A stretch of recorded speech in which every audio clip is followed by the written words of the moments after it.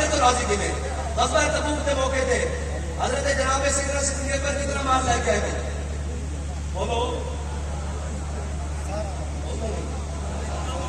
ہاں جناب سیدنا صدیق اکبر حضرت فاروق اعظم اپنا مال رکھ کے بیٹھے ہوئے آج پتہ لگے گا صدیق کا بات کہتا ہے اتنے میں وہ رفیق نبوت بھی آ گئے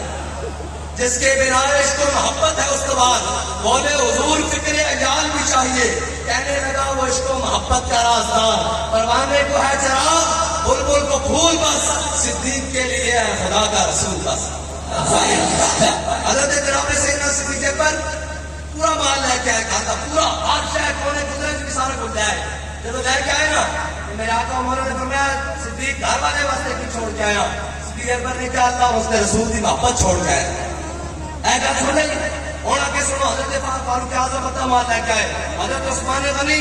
اتنا سونے اور چاندی لے کے آئے کہ اپنی آستینہ میں چھپا کے لے کے آئے اس طرح کر کے آستینہ میں چھپا کے لے کے آئے میرے آقا مولا ممبر تے چڑھے امام الانبیاء نے خطبہ دیتا حضور نے فرمایا کون ہے جڑا اللہ کے دین کی مدد کرے گا انصر اللہ ینصرکم ویثبت اقدامکم فرمایا کون ہے اسلام کے جہاد واسطے جڑا مال دے گا حضرت حضور کے تھلے تشریف لے آئے حضرت عثمان غنی حاضر ہو گئے حضور 100 گھوڑا بما عظیم اور 300 اونٹ بما پالان آپ کی بارگاہ پیش کرتا امام الانبیاء پھر ممبر سے جلوہ گر ہو گئے حضور نے فرمایا کون ہے اسلام کے جہاد واسطے عبادت مال دے گا حضرت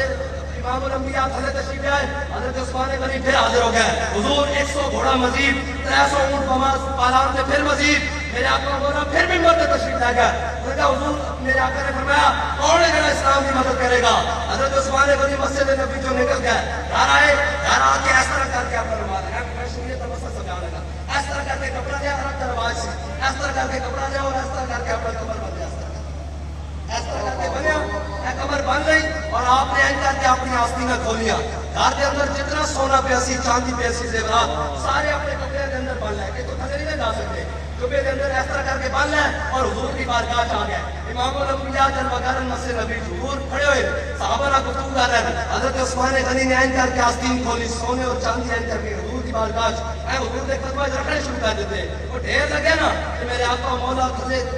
زمین پہ تشریف فرما ہو گیا اور حضور نے حضرت عثمان غنی کا سونے اور چاندی این کر کے اپنے ہاتھ میں چلایا اس طرح کر کے اور حضور اس طرح کر کے کی فرما رہے ہیں ما در عثمان ما عمل بعد اليوم فرمایا عثمان آج تو آج جڑا مرضی عمل کرے اس میں اس دعوت نقصان نہیں دے گا حضرت عثمان غنی سونے اور چاندی لے کے آئے میں منافقت کی گل کرنے لگا حضرت عقیل انصاری اے مدینے کے سب نالوں غریب صحابی ہیں سب نالوں غریب صحابی ہیں حضرت عقیل انصاری اے حضور کی بارگاہ 1 کلو کھجور لے کے 1 کلو کھجور اور جب لے کے آئے نا تو میرے آقا نے فرمایا عقیل تو ایک کتوں نہیں تیرے کو تو کوئی شے بھی نہیں ہے انہوں نے اس کی یاد سن ہے کہ یہودی نال معاہدہ کیتا ساری رات اس کے کنویں کا جناب پانی گڑیا صبح 2 کلو کھجور ملی 1 کلو اپنے گھر والوں کو دی 1 کلو تہاڈی بارگاہ لے کے آ گیا تو آیا نہ در تے کیوں بد نصیبہ تو آیا نہ در تے کیوں بد نصیبہ ہزاراں رنگاں وچ رنگے تے محمد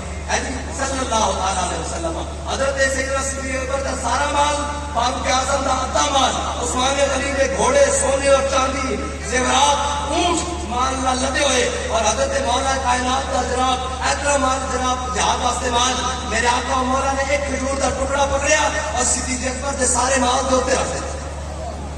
ایک جناب فاروق اعظم کے مال ہوتے رکھ دیتا ایک حضرت عثمان غنی کے سونے اور چاندی ہوتے رکھ دیتا ایک باقی مال غنیمت ہوتے رکھ کے دسیا قیامت تک ساڑی بارگاہ خلوص نہ کوئی کلو کھجور بھی لے کے آئے گا نا تے اسی اس نوں نواز کے بھیجا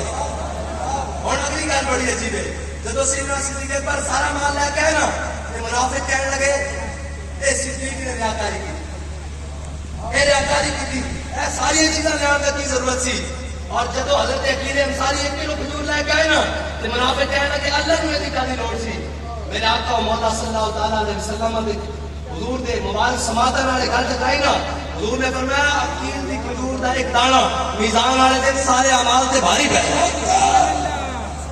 یہ منافقت نہیں ٹھیک ہے منافق بڑا ہوتا ہے نا یہ جناب صحیح نہیں ہوتا یہ منافقہ نے جب گل کی نا غزوہ خندق کے اوپر قریظہ والے نے وہ منافق نال عبداللہ بن ابی نال جو قریظہ دا جناب یہودی عالم سی نا وہ کہنے لگا وہ یہ نہ مننا نہ یہ انہاں دا تے نہ یہ ساڈا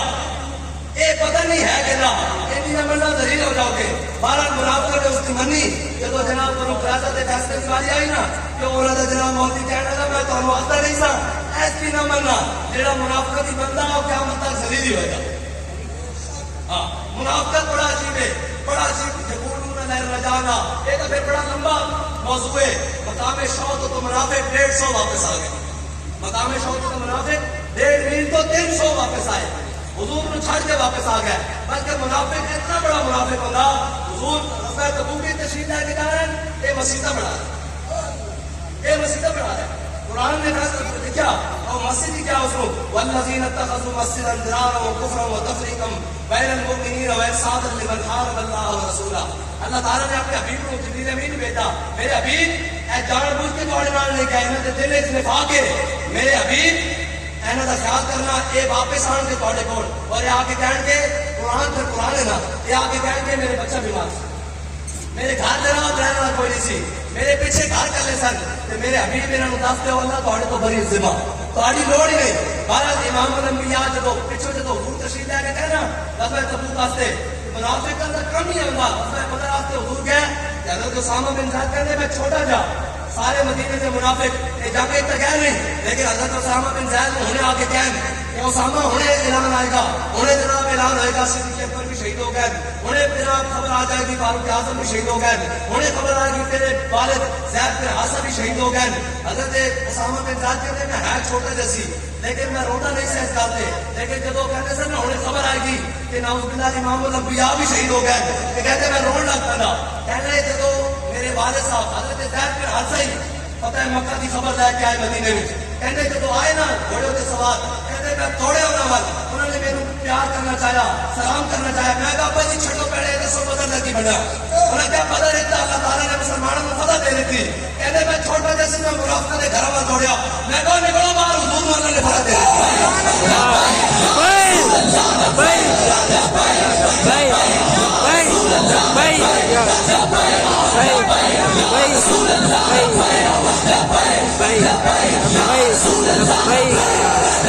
Bye.